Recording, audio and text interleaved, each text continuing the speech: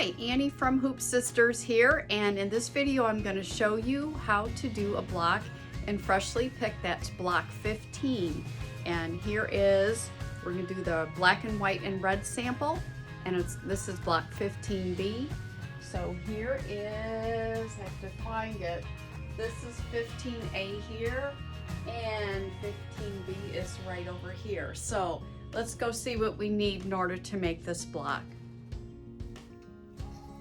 So here is our block 15B. We are going to be making block 15A, which is almost a mirror image, but not exactly. So it does matter where they are placed. So that's why we really recommend you writing which block you're making on your battleizer while it's stitching, and then also up in the seam allowance after you complete and trim your block. So what you'll need for this block is you will need your Hoop Scissors Mini, and you will need, to find it, thread A, which matches your fabric 1. You will need a bobbin wound, but only if you're going to be adding the backing while it's in the hoop. So all the bobbins are only if the backing is added in the hoop. You will need your thread B. You will need a thread that matches your fabric 4. You will need an embroidery bobbin thread and also water-soluble thread. If you're doing the optional wool in your quilt, which adds a little bit more dimension, you will cut your wool the exact size that we tell you, and then you will prepare it by pressing the edges in about 1/4 of an inch, and that way it makes the wool flat, and it makes it harder for your presser foot to get caught, if not impossible. The fabric that you'll need you'll need a little rectangle of fabric 1. And for your fabric sizes, just refer to your instructions for each block and tell you exactly what size to cut your fabric based on the size block you're making. Your fabric 2, you will need a small square and also a bigger square, fabric 2. Fabric 3, we are also using the black that you see here, so your fabric 3, you will need a square of that. Fabric 4, you need a little triangle, fabric 4. And then since we're adding our backing fabric, this is my backing fabric. And again, this is why we need a bobbin that matches your needle thread. If you're skipping this and adding the backing at the end after sections or your entire quilt is assembled, then you will not be needing this. So just refer to your instructions for everything you need. And then I have my battleizer all hooped up with the block written in the corner. So now we can go over to the machine and we can begin stitching block 15A. For step 1, I have placed my water-soluble thread in the needle and just embroidery bobbin thread in the bobbin. And the first step, it's going to sew placement stitch right onto the battleizer.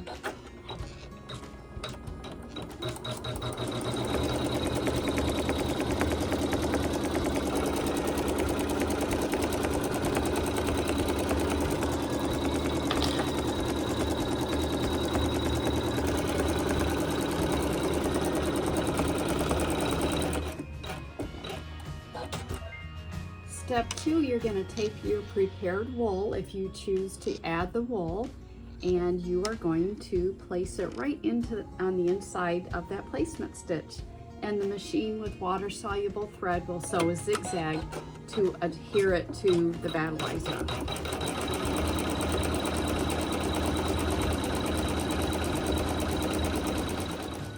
Step 3, we're going to continue with water-soluble thread, and the machine will sew the pattern onto the wool or the battleizer. So all you have to do is, while it stitches, just push the wool down so that foot doesn't get caught in the wool.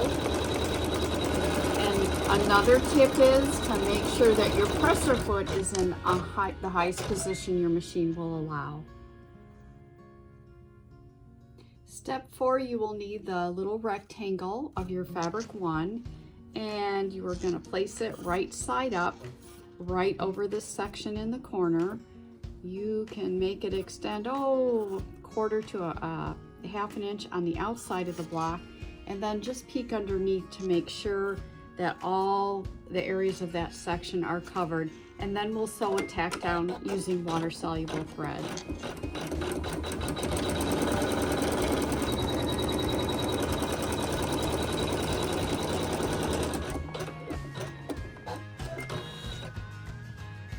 Okay, now what we're going to do with this section is we are going to trim it inside the block a scant 1/4 inch on the inside sides of the block. What is on the outside of the block, you will leave that and it'll be trimmed once your block is complete.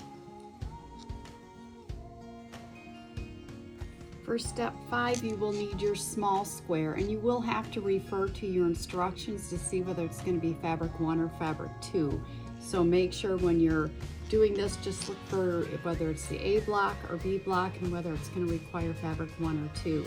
So I'm going to lay my fabric right side down and make the raw edges even or extend just a little bit past. And since it's a seam, I took my water-soluble thread out and just put it in a neutral color thread. And now we're going to go ahead and sew our seam.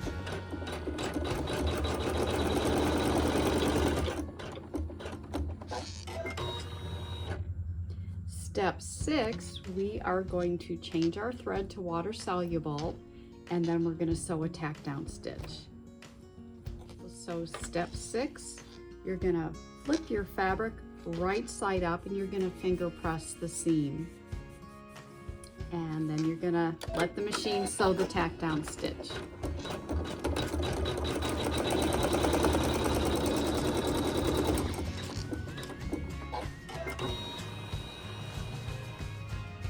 And now I'm going to trim 1/4 inch from the stitching inside the block, but I will leave any excess fabric on the outside of the block, and of course we will trim that once the block is complete.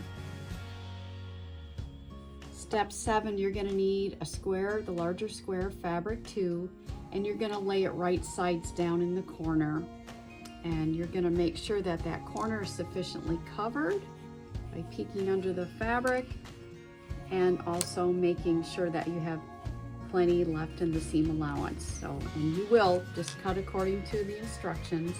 And this is also water-soluble thread, and we're going to stitch the tack down.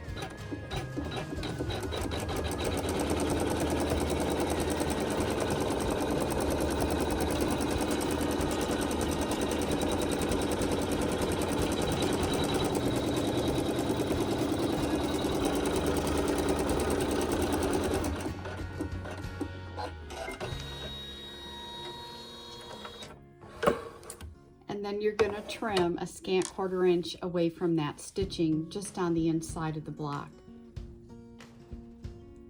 Step 8, we're going to stick with the water-soluble thread, and it's going to sew a placement stitch so we know where to place our applique.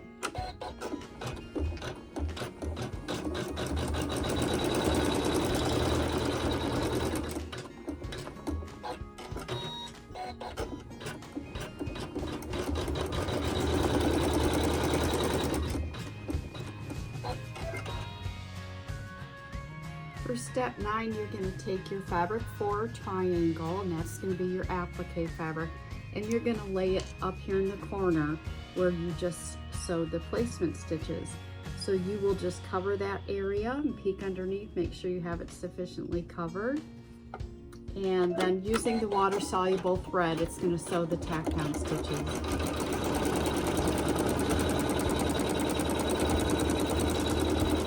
The fabric smooth while it's stitching.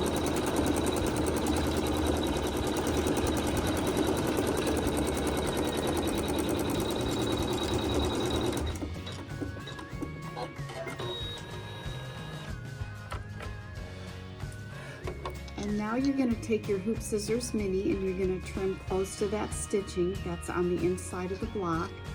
What is here along the bottom edge, you can just cut that to a scant 1/4 inch. And if there's anything on the outside of the block, any extra fabric, just leave that. That'll get trimmed after the block is out of the hoop and we go to trim it then.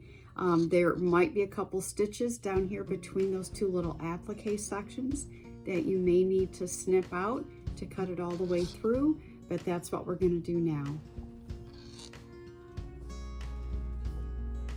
So here is what it looks like after it's trimmed. So now we are on step 10. Let me focus my camera, excuse the hand. And put this back on the hoop, and we're going to take our fabric 3 and we're just going to lay it right side up, right, just center it right over the block, and make sure that it is evenly placed by peeking under it. And we still have water soluble thread in the needle, and we're going to sew the tack down stitches.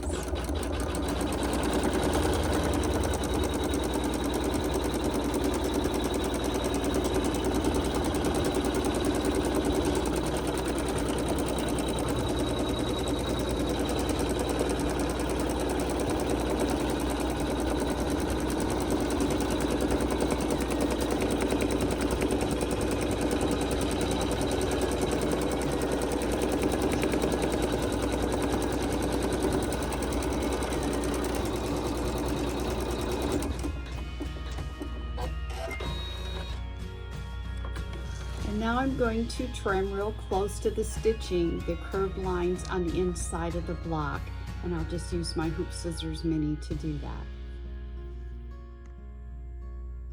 So step 11, we're going to finally say goodbye to the water soluble thread for now, and we are going to put thread that matches your fabric 4 in the needle and leave embroidery bobbin thread in the bobbin.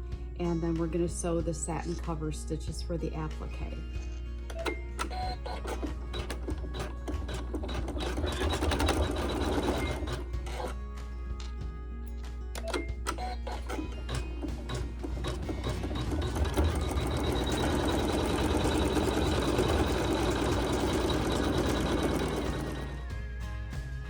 For step 12, you're going to put thread in the needle that matches your fabric 3, and it'll sew the satin stitches.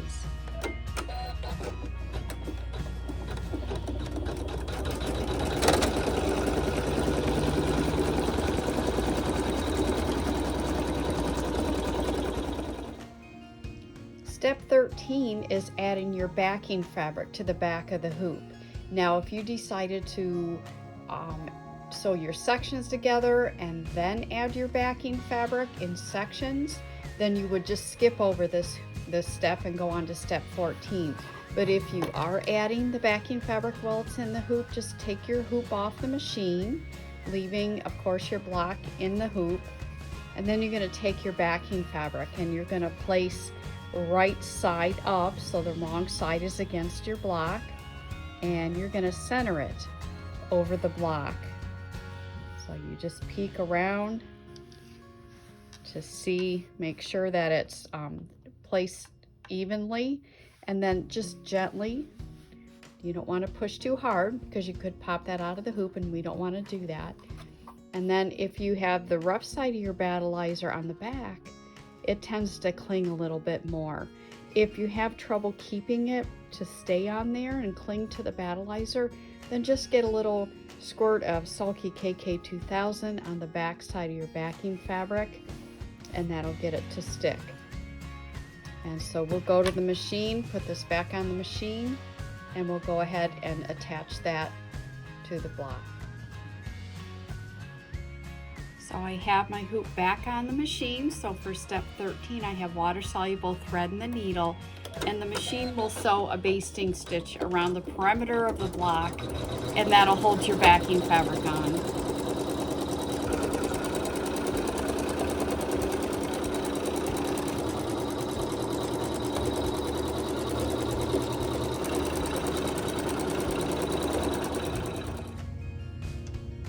For step 14, it's going to sew quilting in this little teeny tiny section here. So look at your instructions to find out whether you need to use thread A or thread B. And then you're going to do a needle up and needle down. You're going to bring your bobbin thread to the top. And this applies for if you're adding your backing mults in the hoop, because this will help avoid bird nests on the back. If you have your backing fabric on, you want it to look nice and pretty. The other thing you need to do is, if you have an automatic thread cutter, Make sure that that thread cutter is turned off, because that also will help make your back look a lot neater and cleaner. This is just a little tiny bit of quilting.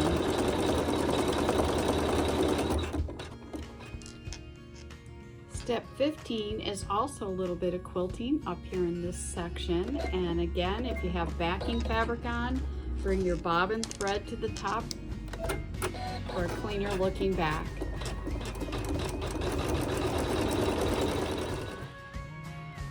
For step 16, you're going to choose a thread that will contrast with your applique fabric, and you will put that in the needle, and you'll also put it in the bobbin if you have backing fabric on. So again, if you do, you will also bring that bobbin thread to the top, and then we can begin stitching.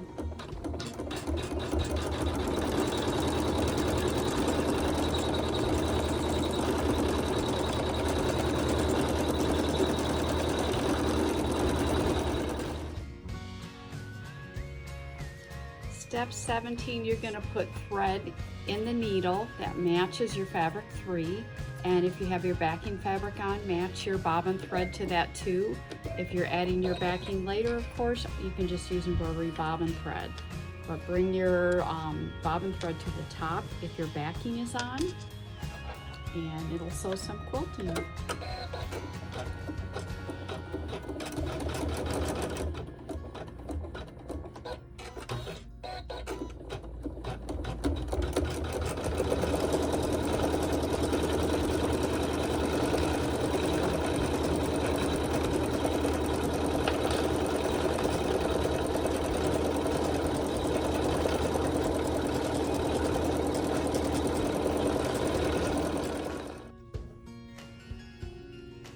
Step 18, you're going to put thread that contrasts your fabric 3 in the needle, and in the bobbin if you have your backing fabric on.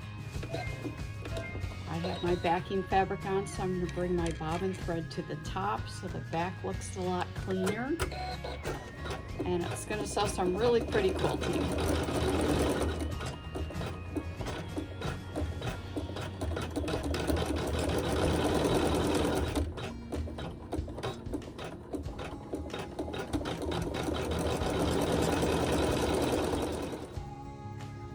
For step 19, you can put whatever color fabric or thread you want in the needle and match your bobbin if you have backing fabric on, and it's going to sew the quilting down here in the corner.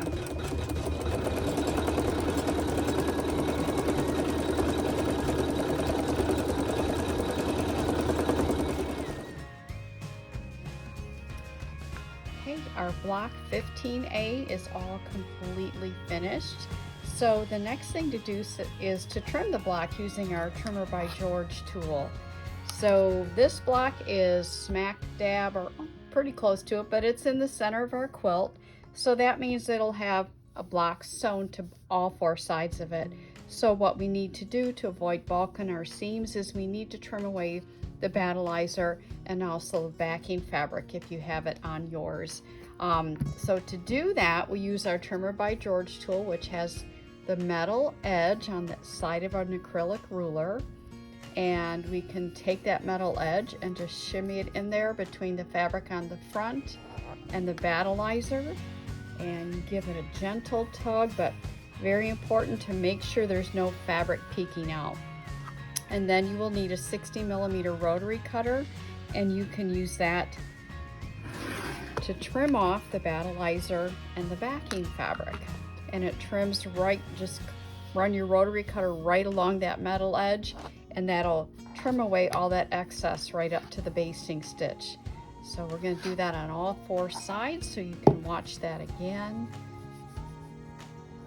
Snug it in there, give it a gentle tug, make sure there's no fabric peeking out, and then just trim away the excess. Get to see this 4 times. Woo! Okay, one more side. Shimmy that in there. Lay it down. Make sure no fabric is peeking through. and then cut it with your 60mm rotary cutter. So the front pretty much looks the same, but the back, you can see we need to trim that as well. So what we're going to do with the back is I'm going to trim it from the back because it's easier to see that basting stitch. So I'm going to put that 1/4 inch mark right on top of that basting stitch, and I'm going to trim the excess fabric to 1/4 inch, and I will do that around the entire block, and then we'll be able to sew these together to the other blocks.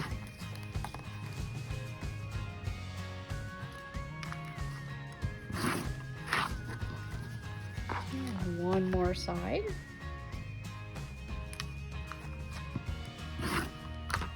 Okay, so there's our trimmed up block in the back, and there it is in the front. So we have our block A and our block B. The other important thing to do is to also mark in your seam allowance what block that is, because you may end up with a pile of blocks, and if you forget to do that, you might forget which block it is. So very important also to do when it comes to assembling all your blocks. The other thing I need to mention before I forget is that there is one additional step in there, and that step is to add that ribbon or vine that's flowing through. It is peeking through on this block a little bit, but since this sample that I'm making here is just the center part, the circular part, I opted to leave that out because it doesn't flow through to the rest of the quilt. So just an idea if you're looking for something a little bit different, maybe a smaller wall hanging, that you could make a sample just like the one we're doing here for the video. So I hope the video was helpful, and if you have any questions, give us a call or email us. Our email is info@hoopsisters.com, and we appreciate you watching, and we hope you enjoyed it. We'll see you next time. Bye.